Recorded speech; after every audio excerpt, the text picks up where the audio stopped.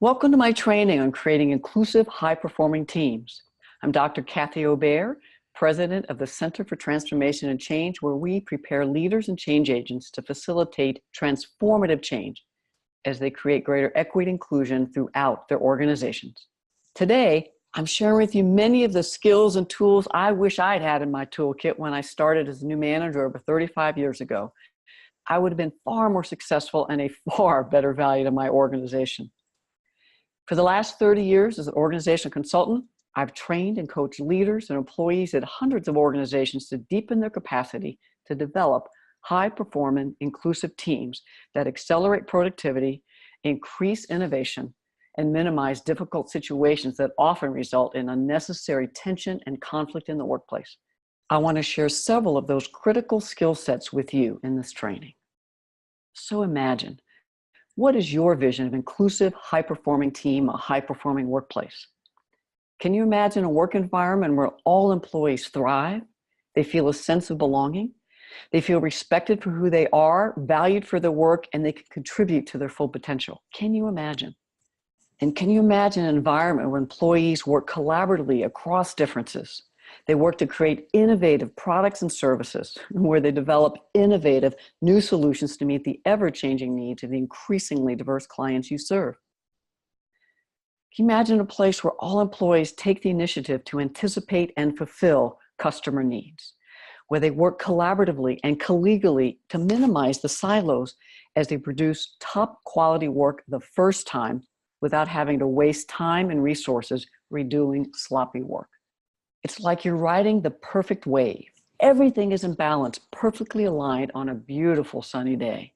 It is possible, yet the reality in most organizations is far from this vision. This is more what happens. So many teams and organizations that I've worked with face daily struggles as they experience miscommunication, misunderstanding, increasing tension, and unproductive conflict. And then there's the finger pointing, his fault, her fault, their fault, workplace gossip, and projects and services that miss the mark. And more likely, too many employees dread coming to work. They're just counting the hours, the minutes until they can leave, who do the minimum to get by. They're physically there, but not fully present and engaged. Any of this sound familiar? Too often, so many employees are just plain tired, if not exhausted and burned out. They're running on empty. Top talent is leaving through the revolving door. And the current workplace does not reflect the group memberships of the clients you serve, that you want to serve, that you need to serve to stay financially viable. And the leaders are facing increasing demands for greater demographic diversity among the leadership team for sure, but also throughout the employee base. And as well, they realize they need far greater cultural competency and capacity at all levels of the organization. Many leaders I work with feel stuck. They've tried everything they know and have little clue what else they can do. And they're asking me, now what? High-performing, inclusive teams and organizations do not miraculously form on their own. It takes intentional, persistent planning, training, and leadership intervention to develop and maintain them.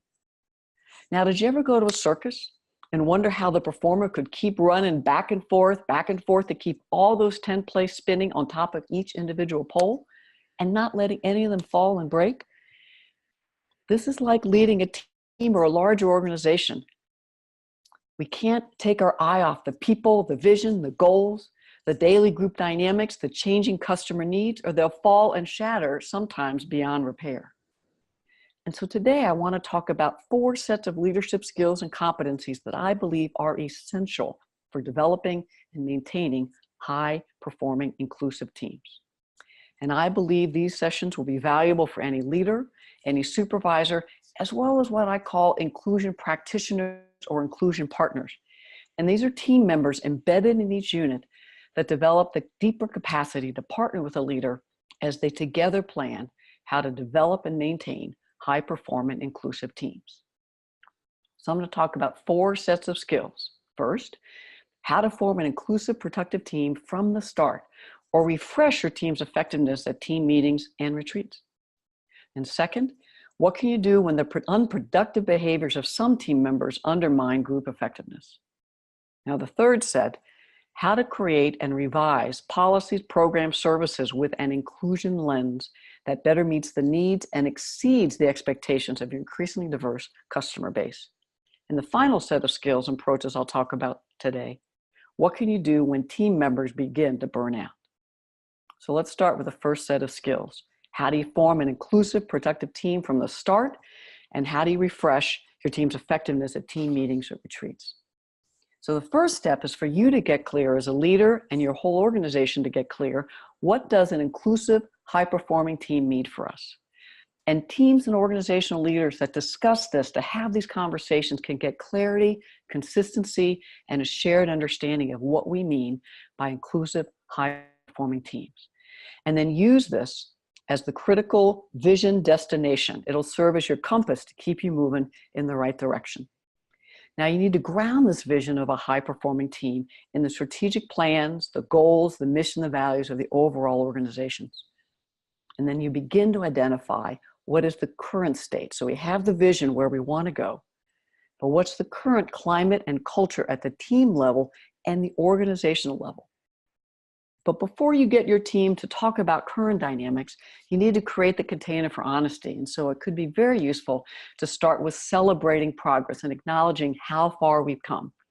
And so in a team meeting or a team retreat, you can have people find a partner and then discuss and reflect on the progress of the team for the last 6 to 12 months, and have them talk about what are 3 to 5 individual efforts that helped us achieve organizational goals, and to really appreciate their colleagues, people around them.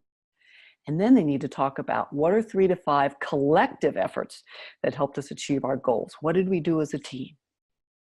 It is critical to start with success, the positive changes, the progress, and then move to reflecting on how we can improve what we're doing. You need both how far we've come and how far we need to go. You want to have the team engage in authentic conversations about where we are now. How close is the current state to our vision of an inclusive, high-performing team? Now, to do that, it may be helpful to break it down into several key elements. How inclusive and productive is the team on each of these dynamics? And I like to think about continuums.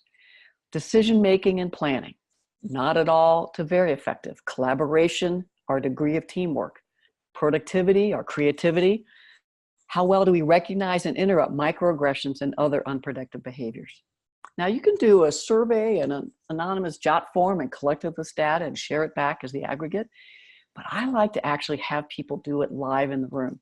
And you can either do a moving continuum where they're really moving from 0 to 10, stop and talk to each other, and then talk as a large group. Or you could put up charts on the wall with these different continuums and give people a lot of dots, and they go up and vote. So however you do it, we're talking about what we do effectively, productively, why we chose these numbers, but also what gets in our way and how we could improve and get closer to 10. Several other continuums to have people talk about. How effectively do we value and respect differences among ourselves and as we work with our customers? How effectively do we support learning and growth of others, our communication, engagement? And how effectively do we resolve disagreements, conflict, and navigate difficult situations? The key is to have authentic, engaged conversation among the entire team. And to do that, it might need to be facilitated because we have to identify any gaps between the vision, what we say we want, and to gather ideas how to move closer to that vision.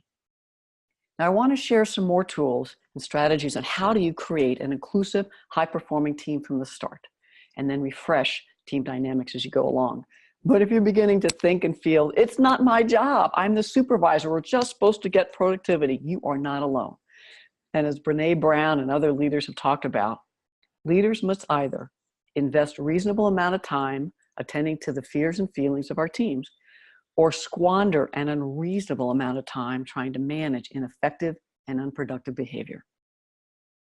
These tools help us be far more planful and proactive to minimize problems, minimize unproductive dynamics before they undermine team effectiveness. You either pay now or you pay far more later. So after you have a conversation about the vision for a high-performing inclusive team and you acknowledge the team's progress, have people get in new partners and talk about their personal passion. What is a source for their commitment to increasing inclusive organizations that accelerate the persistent success of the full range of employees, as well as their passion for creating policies, practices, programs, and services that meets the changing needs of the full breadth of the people you serve, and then share that as a full team. And so the next useful step to proactively minimize unproductive team behaviors is to collectively co-create or revisit and revise your working agreements. Now, you may have already talked about these. You need to identify how you've been working together effectively. We started to do that in the continuum, and then set new agreements for how to increase teamwork, productivity, collective efforts, and minimize microaggressions and unproductive team dynamics. There are a number of ways you can do it. Here are some of my favorites. Have people find a new partner and talk about two different things. Talk about a time they were in a highly effective, productive team. And how did people engage in ways that were effective? Specifically, what did they do to contribute to productivity, creativity, and teamwork? Have them talk about that in pairs. Then have them talk about a not so effective team and what unproductive behaviors undermined team effectiveness. Have them talk about that and then discuss both of those as a full team. That'll help the team begin to identify ways that increase team effectiveness as well as highlight behaviors they want to avoid.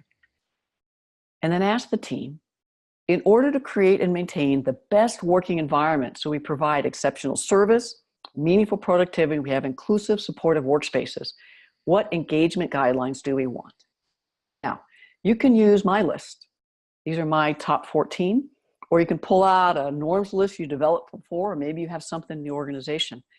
And you want to ask which of these, as well as other engagement guidelines, will help us be an effective, high-performing, inclusive team.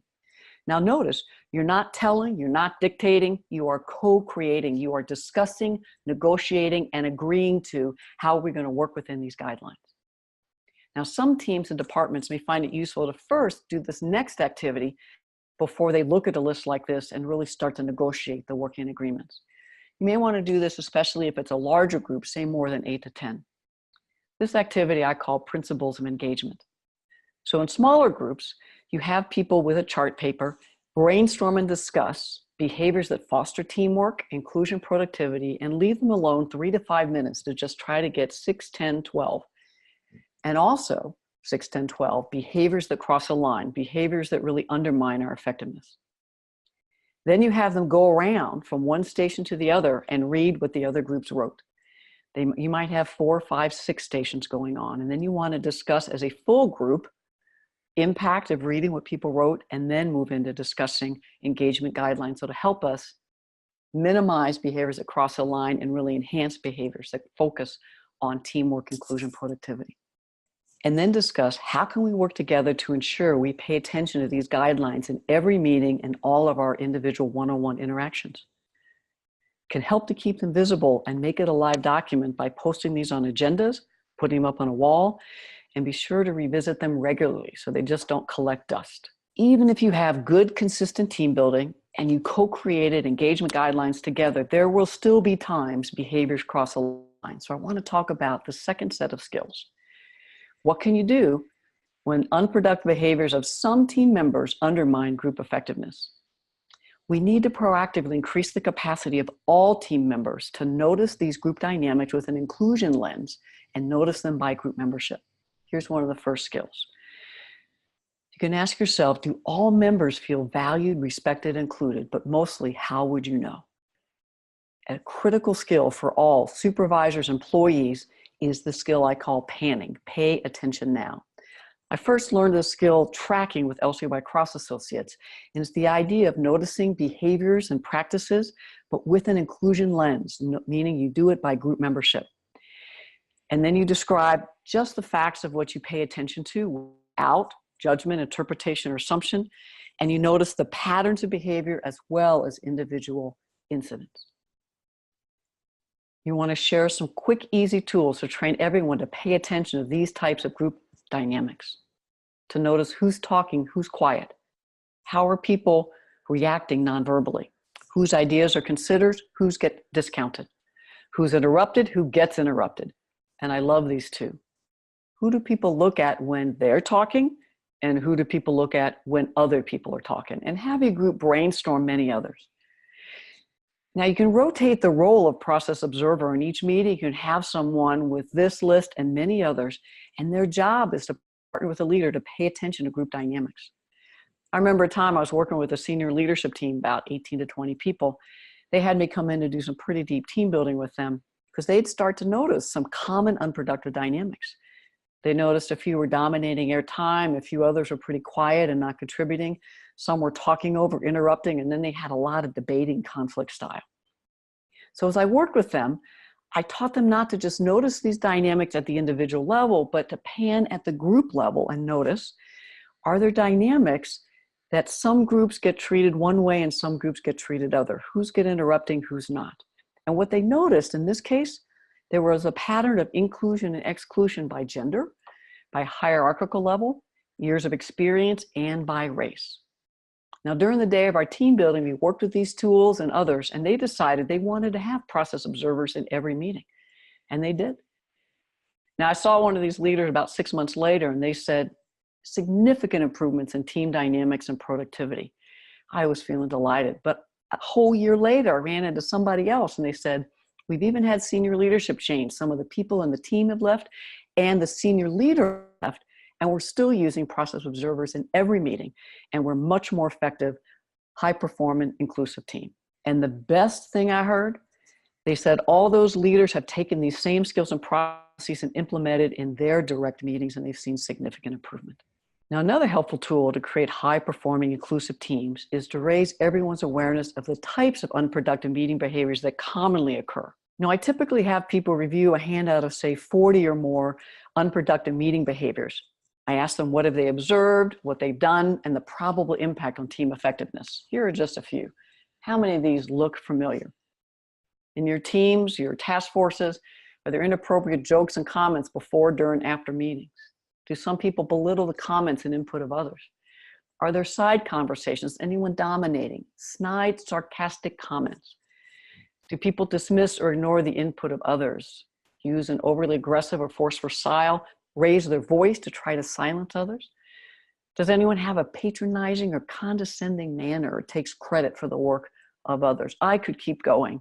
It's critical that teams honestly discuss which of these could or do occur, and then what's the negative impact of these on our productivity or creativity. Even if these behaviors are unintended, across group memberships, they will still have a negative impact. And then discuss as a team, what can we, should we, what will we do when these behaviors occur? Great leaders don't tell you how it's done, they show you how it's done. The supervisors and team leaders need to model effective ways to interrupt these unproductive behaviors and empower, skill up, and expect all team members to notice and interrupt them as well. Now, we all have tools. We've got a toolkit. We just need to maybe find where we've left them, oil them up, remove the rust a bit, and maybe use them some more, and maybe get a few new ones. These are some of my favorite. I use the acronym PAIRS. My go-to tools I use in difficult situations to try to interrupt counterproductive behaviors, create greater inclusion. You can pan group dynamics, as we've been talking, ask a lot of questions to clarify, understand more, and help others reflect on the impact of their behavior. Both of those interrupt the dynamics, and there are many other ways to do that. I sometimes start by relating into the person so they're not feeling so isolated or shamed. And I often will share and tell a story or the impact of what I'm hearing, or share a reaction, a chance to educate others. Whatever tools you offer your team, it's important to practice them over and over. You can have what would you do if situations in case studies, scenarios, and team meetings, and discuss how they can use these tools in real time when these types of situations occur in meetings, task forces, or when they're engaging customers. We need to support our employees to become brave enough to start a conversation that matters, Margaret Wheatley. Team members need to increase their competence and their confidence to understand they're expected and will be held accountable for creating and maintaining inclusive, productive teams each and every day. But even with good team building, training, and skill practice, there will still be times when people do not react effectively, and it's usually when they've hit a hot button and when they feel triggered. So think about a recent time you felt an unexpected wave of emotion, probably out of proportion to the situation in the moment. You were knocked off balance, knocked off your game, and maybe reacted less effectively. And it took a lot of focus to reground yourself and come back to center. That's what I mean by triggered. It's important to introduce this concept to the team, and we began to when we negotiated engagement guidelines. It was number 12. And it's much more important to go deeper into these skills. And one way you can start, you can have people share some of their warning signs. How do they know they're starting to feel triggered? And how would you know they're starting to be triggered? Now, it can be fun to have people give each other feedback. And I always have the leader go first.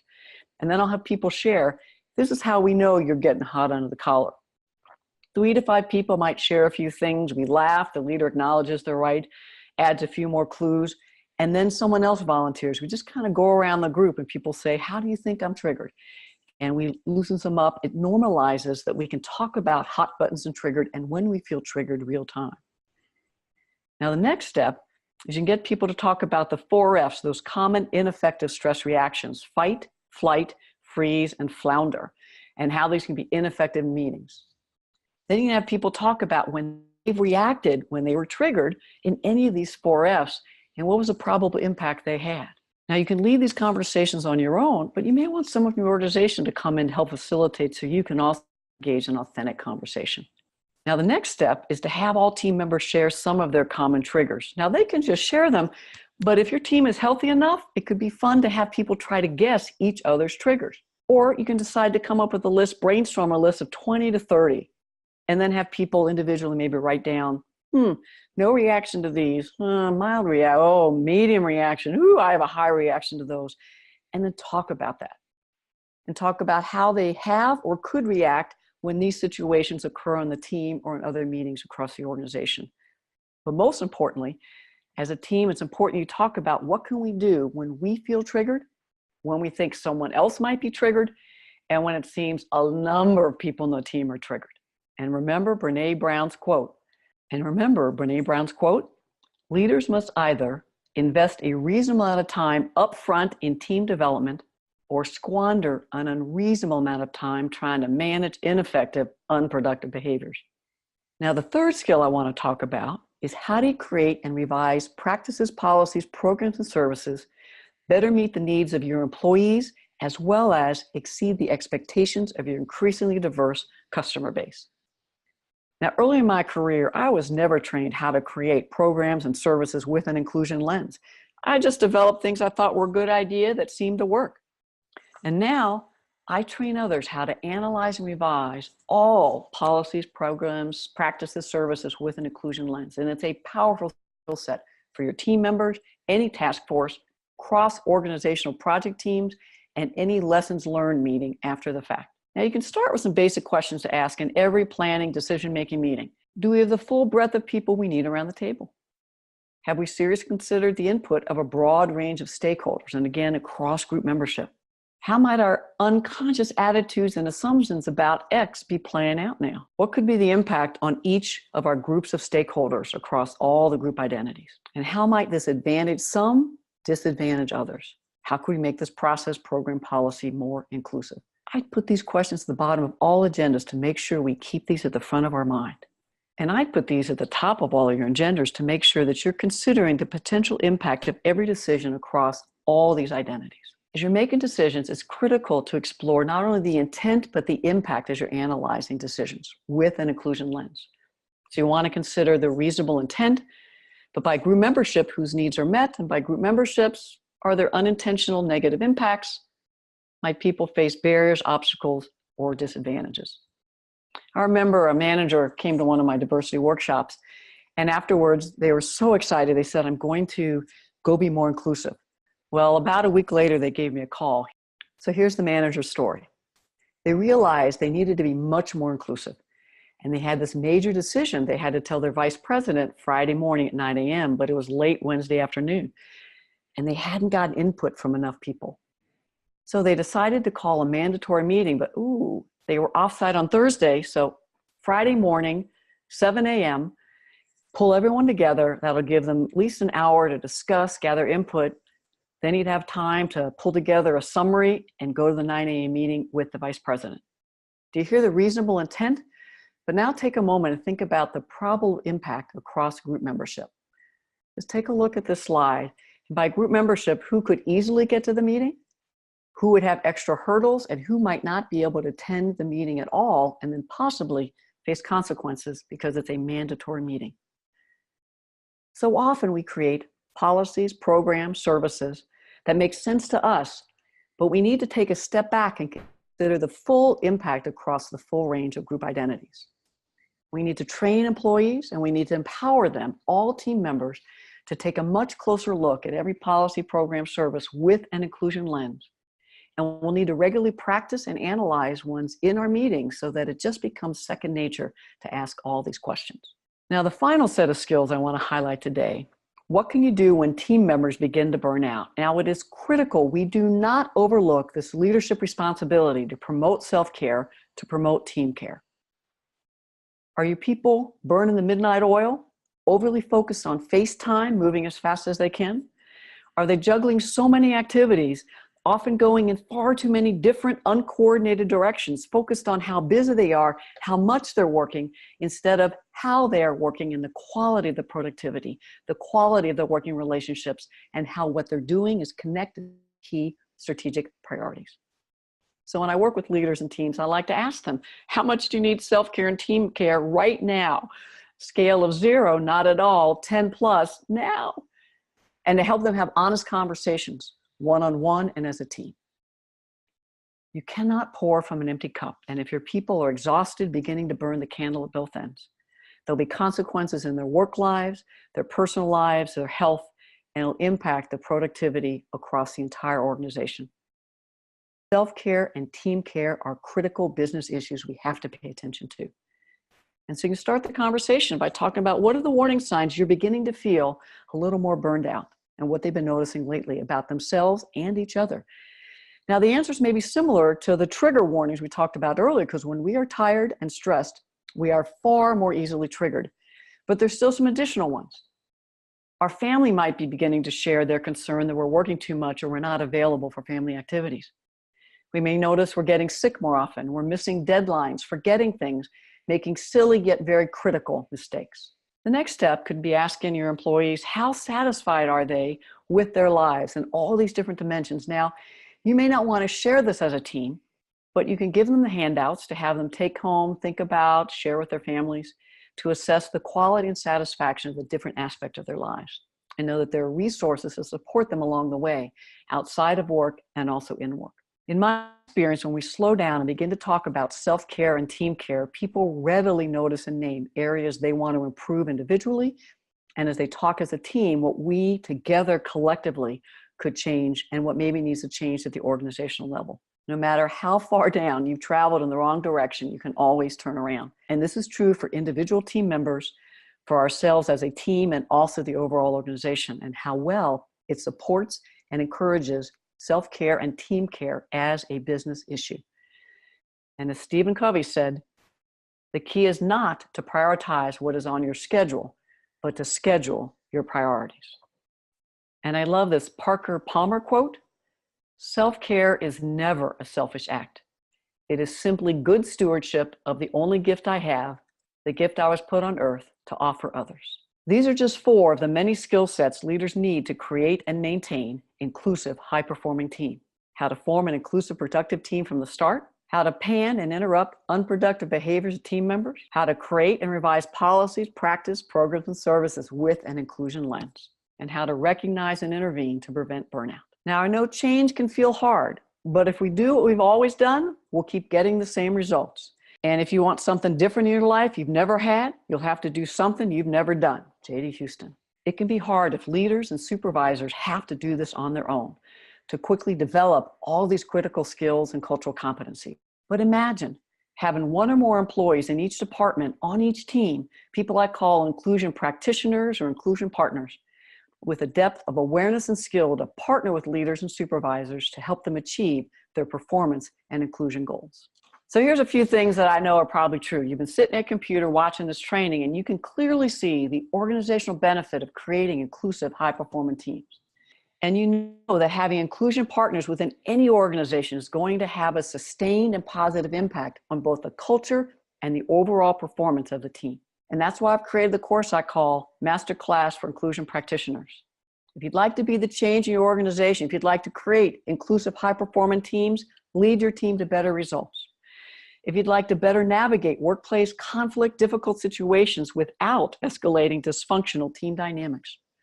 Or if you'd like to simply increase your own value, accelerate your contribution within the organization where you work, then the masterclass is specifically for you. And here's how we'll do it. I've created a 12-session comprehensive course that'll support you to develop the critical skills, tools, and strategies to be an effective inclusion practitioner as you partner with your leader and other leaders across the organization to create high-performing teams. That means I'll teach you the exact process and tools that I personally have used to consult with many organizations to create equitable and inclusive organizations. Organizations that increase performance and productivity and significantly improve the organizational culture, climate, and morale. And all this results in greater innovation, collaborative teamwork, and exceptional customer service. Over the course of 12 live engaging sessions, we'll be meeting most weeks via video conference to cover each new topic. I'll make sure you're comfortable and confident with how to implement all these tools and strategies, and we'll explore any and all of your questions and dilemmas. We'll be covering a wide range of topics, including how to create inclusive organizations and high-performing teams, how to identify and shift unproductive team dynamics, microaggressions in the workplace that undermine productivity and teamwork. We'll talk about how to navigate difficult triggering situations before they escalate into full-blown conflicts. And we'll talk about how to sustain high performance through intentional self-care and team care, why you need it, and why these are critical to organizational success. You'll be learning the exact tools and strategies that I've been getting paid for to implement and use in organizations for the past 30 years. So whether you want to have a more meaningful, lasting impact on your current organization and team, or you want to explore a new, personally fulfilling career path as an inclusion practitioner, you are in the right place.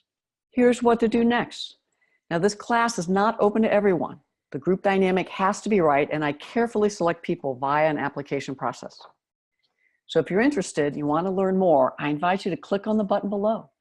Fill out a brief questionnaire, and then schedule a convenient time for the two of us to meet personally.